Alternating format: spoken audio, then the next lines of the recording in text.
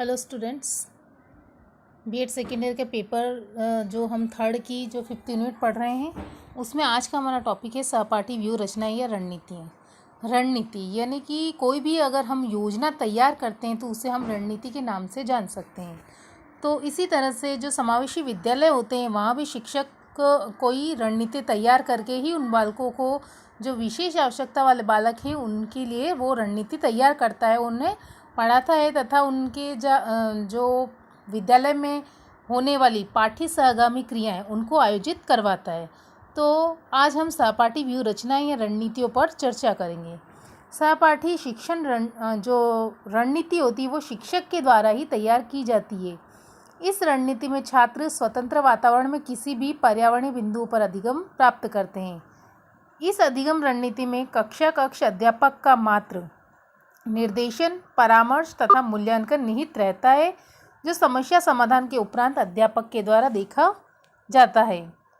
इस प्रकार की रणनीतियों में जो विशेष आवश्यकता वाले बालक हैं वो उनसे संबंधित होती है। इस प्रकार की जो रणनीति होती है वो तो जिससे कि प्रत्येक छात्र को उसकी योग्यता एवं क्षमता के अनुसार शिक्षण अधिगम व्यवस्था कराई जाती है और उनकी सक्रियता में वृद्धि होती है। इस प्रकार की रणनीतियों में छात्रों द्वारा प्रजातांत्रिक मूल्यों के आधार पर सक्रियता का प्रदर्शन किया जाता है। तो अब हम देखते हैं सहपाठी अनुवर्ग पीयर ट्यूटोरिंग रणनीतियों के सिद्धांत। इन पर हम चर्चा करते हैं। सबसे जो पहला हमारा सिद्धांत हम लेते हैं वो है प्रजातांत्रिक मूल्यों का सिद्धांत। प्रजातांत्रिक मूल्यों के सिद्धांत के अंतर्गत जो प्रत्येक छात्र होते हैं उसे अपने विचार प्रकट करने का पूर्ण अधिकार होता है कि छात्र अपना विचार प्रकट कर सकें। इसमें छात्रों के समूह द्वारा ही शिक्षण अधिगम प्रक्रिया को संपन्न किया जाता है। छात्रों के समूह के मध्य प्रजातांत्रिक मूल्य से विचार विमर्श की प्रक्रिया को संपन्न किया जाता है। इसमें जो छात्रों होते हैं अपने विचार को प्रकट करने में अगर कोई संकोच होता है तो उसे शिक्षक के द्वारा दूर किया जाता है। अब हम दूसरा बिंदु लेते हैं रणनीतियों के सिद्धांत के अंतर्गत, वो है हमारा आवश्यकता पूर्ति का सिद्धांत। सहपाठी अनुवर्ग रणनीतियों के निर्माण के समय छात्रों की आवश्यकता पूर्ति का आधार को ध्यान में रखा जाता है। इन रणनीतियों में यह ध्यान रखा जाता है कि जो प्रत्येक छात्र है उसको आवश्यकता के अनुरूप ही शिक्षण अधिगम व्यवस्था प्राप्त हो। इसलिए वर्गों का निर्माण भी छात्रों की आवश्यकता एवं स्तर के अनुरूप किया जाता है, जिससे किसी भी प्रकार की कठिनाई का अनुभव न हो। तीसरा हम बिंदु लेते हैं वो है उपचारात्मक शिक्षण सिद्धांत। जो उपचारात्मक शिक्षण सिद्धांत है उसके अंतर्गत जो छात्र सामान्य छात्रों की भांति शिक्षण अधिगम प्रक्रिया में सहयोग नहीं कर पाते उनको सामान्य छात्रों की भांति शिक्षण अधिगम प्रक्रिया में सहयोग प्रदान करने की क्षमता का विकास किया जाए। अब हम चौथे बिंदु की तरफ चलते हैं। रणनीतियों के सिद्धांत के अंतर्गत जो हमारा चौथा बिंदु है वो है शैक्षिक निर्देशन का सिद्धांत।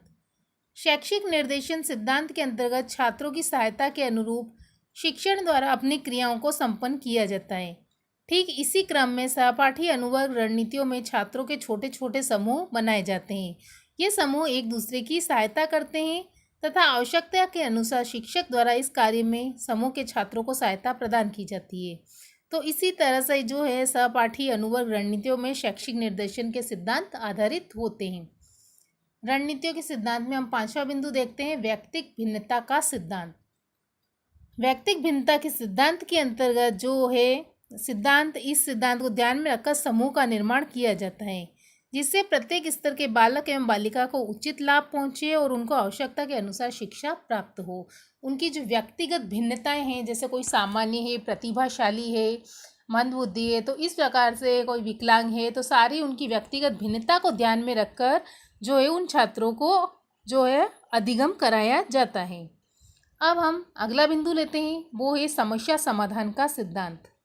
समस्या समाधान के सिद्धांत के अंतर्गत छात्रों की समस्याओं के समाधान के आधार पर ही संपूर्ण प्रक्रिया का निश्चय किया जाता है। दूसरे शब्दों में अगर हम कहें तो सहपाठी अनुवर्ग जो रणनीतियाँ होती है वो जो उसके प्रमुख उद्देश्य होते हैं वो छात्रों की शैक्षिक समस्याओं का समाधान करते हैं, जिससे जो समस्त छात्रों के समस्याओं का समाधान हो सके। अब हम सहपाठी अनुवर्ग रणनीतियों के जो सिद्धांत है उसमें अंतिम बिंदु की तरफ चलते हैं। अंतिम बिंदु हमारा है समीपता का सिद्धांत। समीपता के सिद्धांत के अंतर्गत जो छात्र होता है शिक्षक को एक सहयोगी के रूप में अनुभव करता है।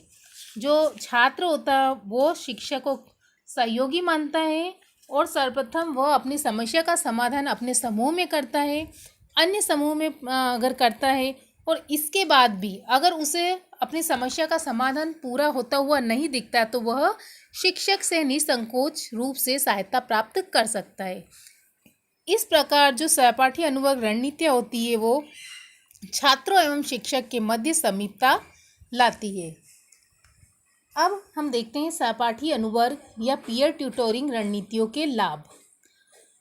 इसके जो लाभ हैं वो निम्न हैं। पहला हम देखते हैं विशेष आवश्यकता वाले बालकों को उनकी आवश्यकता के अनुरूप शिक्षण।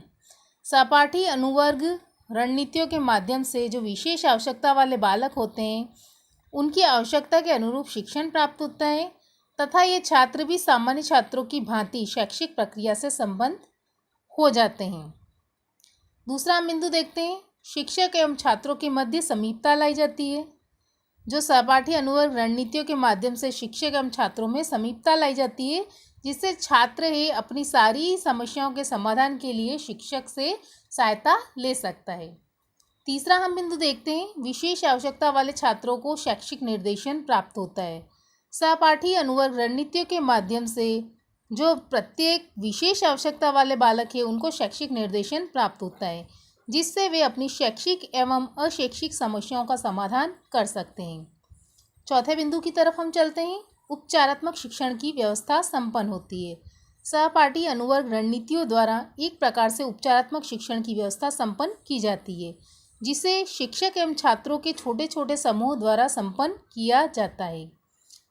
अब हम सहपाठी अनुवर्ग की रणनीतियों के लाभ के अंतिम बिंदु की तरफ चलते हैं। अंतिम जो हमारा बिंदु है वो है विशेष आवश्यकता वाले बालकों के लिए रुचिपूर्ण शिक्षण अधिगम प्रक्रिया। सहपाठी अनुवर्ग रणनीतियाँ विद्यालय में जो है विशेष आवश्यकता वाले बालकों के लिए रुचिपूर्ण शिक्षण अधिगम प्रक्रिया प्रदान करती है क्योंकि समूह में संपन्न किया जाने वाला कार्य जो है छात्रों को अधिक उपयुक्त अनुभव होता है। तो आज हमने जो है सहपाठी अनुवर्ग पीयर ट्यूटोरिंग रणनीतियों के बारे में हमने चर्चा की। जो समावेशी विद्यालय जो हमारा चल रहा है 5th यूनिट सृजन इसके अंतर्गत हमने इस पर चर्चा की।